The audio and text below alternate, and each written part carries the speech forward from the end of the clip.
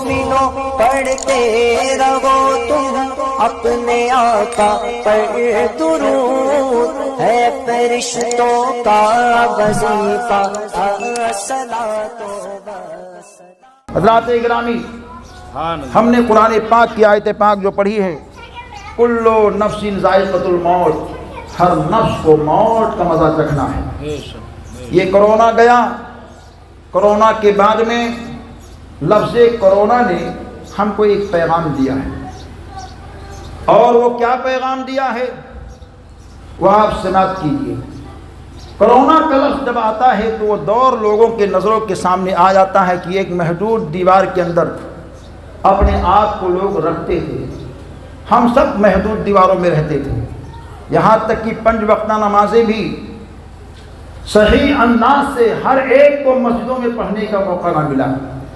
عید کی نماز، بقرعید کی نماز سب اس کے نظر ہو گئی۔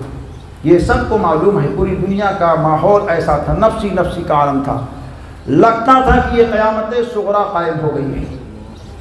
ہر کوئی سوچتا تھا، دعاؤں پہ دعائیں کرتا تھا۔ لوگ کرونا کا نام سن کر گھبراتے تھے، اور آج بھی گھبراتے ہیں کہ کہیں ایسا نہ ہو یہ بلا واپس کسی اور روپ میں آ جائے۔ لیکن عزیزو، یہ کرونا، جس کو کرونا ہم کہتے ہیں، کاف، را، واو، نون اور الف کا مجموعہ، 5 حرفوں کا یہ مجموعہ ہے۔ کرونا کیا کہتا ہے؟ کرونا کا کاف یہ کہنا ہے کہ کلمہ طیبہ پڑھو نا۔ را یہ کہتا ہے روزہ رکھو نا۔ واو یہ کہتا ہے ہمیشہ باوضو رہو نا۔ نون یہ کہتا ہے نماز پڑھو نا۔ اور الف یہ کہتا ہے اللہ سے ڈرو نا۔ یہ 5 لفظوں کا مجموعہ ہم کو یہ پیغام دے گیا کہ اللہ کے بندے، یہ سارے کام تم کرتے رہو گے، تم یہاں بھی کامیاب رہو گے، تم وہاں بھی کامیاب رہو گے۔ تو ہم سب کو چاہیے کہ ہم اپنی زندگی کو صحیح انداز سے، اچھے انداز سے گزاریں، اور اپنی زندگی کا ایک ایک لمحہ محترم اور مکرم انداز سے گزارتے رہیں۔ ایک بلا اور چل رہی ہے جس کے بارے میں ہم سب کو بخوبی معلوم ہے کہ آج چینلوں کے اوپر، یوٹیوب چینل ہو یا کوئی اور چینل ہو، کچھ نہ کچھ شوشے گوشے آتے ہیں کہ فلاں علاقے کی لڑکی فلاں کے ساتھ فرار ہو گئی۔ یہ بھی بلا چل رہی ہے، ہمارے سماج کے اندر بھی ایسا ہو رہا ہے، اور ہم یہ سوچتے ہیں بھی فلاں کی لڑکی ہے فلاں جانے۔ یہ بہت ہلکی سوچ ہے۔ کسی کی بھی لڑکی ہو، مسلم کی لڑکی ہے، اپنی بیٹی ہے، ہر ایک کی عزت سمجھو۔ اگر کسی کی بیٹی غلط راستے کی جانب جا رہی ہے، کہیں پھنس رہی ہے، تو اس کے چنگل سے ہم اور آپ نکالیے، اس کی نگرانی کیجیے، اس کی نگہبانی کیجیے۔ نگرانی کرنے کے لیے جس طرح اور لوگوں نے ہتھ کنڈے اپنائے کہ ایک مسلم سماج کی بیٹی جو برقع پوش ہو کر کے جا رہی تھی، اس کے نقابوں کو لوگوں نے کھینچا، یہ طریقہ درست نہیں ہے، یہ بہت بڑا عیب ہے۔ اگر اس کے اندر کمی ہے تو اس کمی کی اصلاح کی جائے۔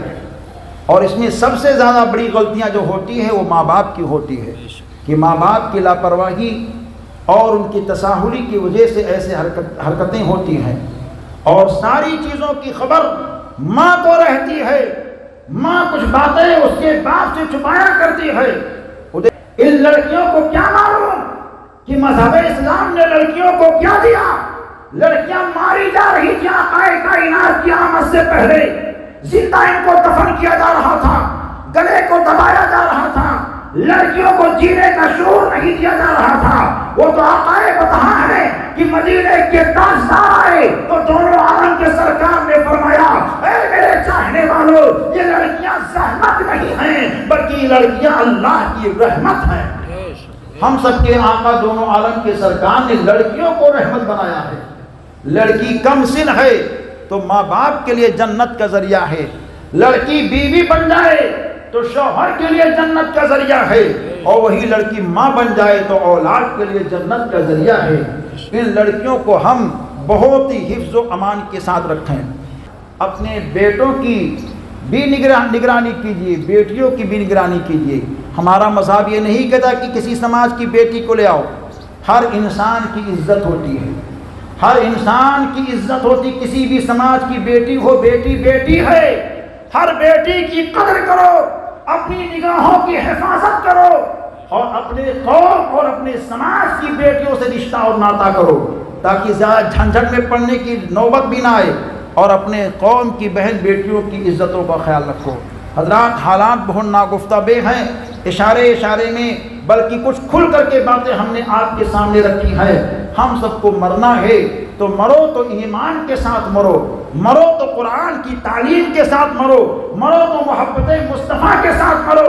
اگر عمل کمزور ہے، ایمان مضبوط ہے، تو قبر میں نبی یہ دو دفعہ بخشش کرائیں گے، میدان محشر میں بخشش کرائیں گے، خواجہ ہند بخشش کرائیں گے، اور تمہارے پیر و مرشد بخشش کرائیں گے۔ لیکن ایمان ہی نہیں ہے تو بخشش ہونے کا کوئی معاملہ ہی نہیں ہو سکتا ہے۔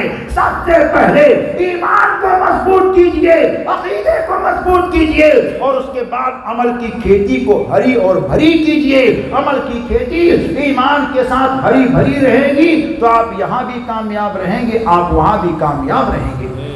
اللہ تعالیٰ کی بارگاہ میں دعا ہے کہ اللہ تعالیٰ اس محفل نور کے فیض و برکات سے ہم سب کو مالا مال فرمائے۔